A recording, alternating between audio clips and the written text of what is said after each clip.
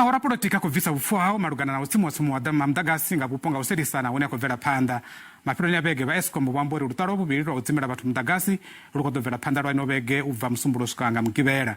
Vha Eskom vari izwi zwi vhangwa nga balelwa havho bveledza mudagasi wo linganaho.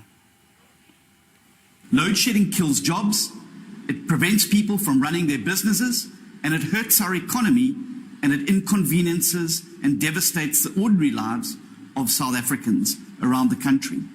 Instead of actually having a president that's dealing with the crisis, showing that he's in charge, he's instead running around the country thanking people for voting for his party, the ANC, the same ANC that has switched the lights off in South Africa.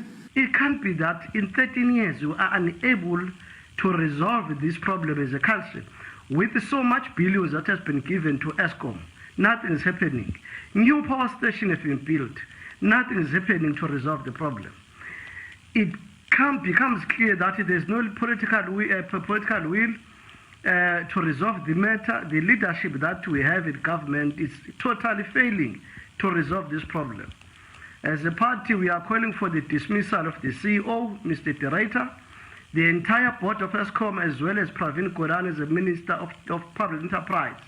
It is quite clear that Eskom is not playing open cards with the public of South Africa, and the management of Eskom as well as the minister must tell us exactly what is the problem with Eskom so that we can be prepared, specifically businesses. The load shedding is damaging the economy and will result in job losses.